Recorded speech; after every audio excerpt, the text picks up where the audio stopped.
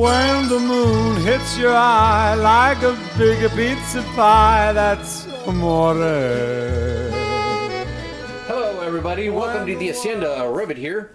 Today we're going to make some easy Italian beef casserole. Now I'm going to show you how easy it is and why it's in the name, because all the stuff we're using in it is what I found in the cupboards.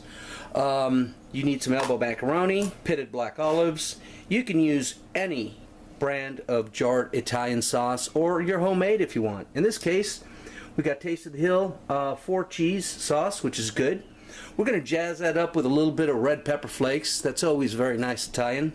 I've got some homemade pesto. I grow tons of basil every year and just make pesto by the quart, and I put it in the muffin pans with plastic wrap.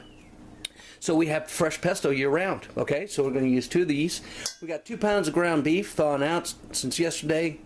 Pulled it out of the fridge. They're ready. And I've got 2 containers with a partial block of mozzarella cheese. This one's a little older and harder, but that's great because we're just going to grate it up and cook it. So stick with me and I'll show you how it's done. Alright, our ground beef is really lean that we get from the processor. It's 90-10. So we're going to brown it first. So we're going to add a little bit of olive oil. And this is from Spain. So good stuff. Not too much. And that's pure, beautifully unfiltered olive oil.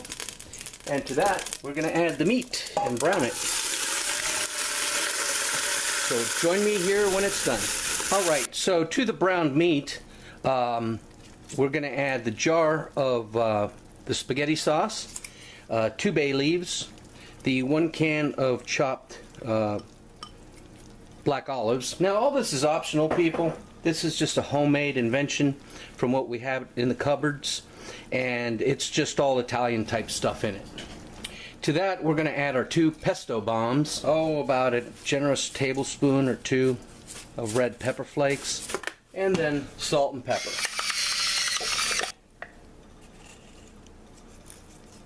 And I'll approximate the amounts below in the notes. Alright, so now we're going to mix this up, bring it to a boil, turn it down to simmer, and cook it for 30 minutes. In a large pot of boiling water, we're going to cook the 2 pounds of macaroni completely al dente, really hard.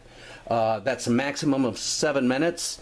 And the reason why is because they're going to cook further in the sauce in the oven when we bake the casserole. Alright, now that I've combined the meat with the pasta, and just going to let you know, I've only used 1.5 pounds of the pasta because I didn't need as much as I thought I would.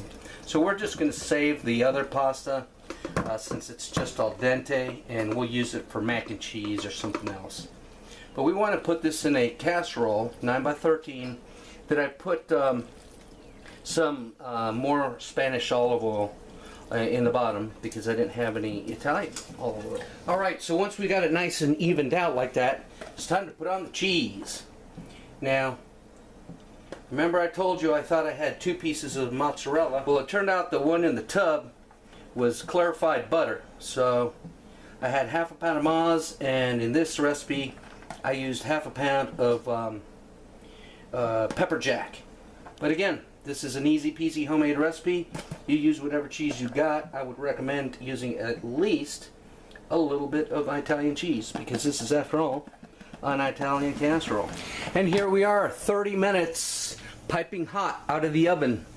Absolute deliciousness. And people, if I could only share how good this smells. Wow. So let's get a taste of this deliciousness. Yum, steaming goodness. Alright, well, we're spilling macaroni left and right. Oh, yum. Yeah. The black olive flavor infused everything. So if you like black olives, that's the way to go. You can also use green olives for more pungent flavor. Pepper jack cheese is definitely the way to go. That flavor permeated everything. Macaroni down here. Wow. Excellent recipe, people. Thanks for watching. Hope you make it. Bye-bye. Too much wine, that's amore. Bells will ring, ting-a-ling-a-ling, ting-a-ling-a-ling, and you'll sing the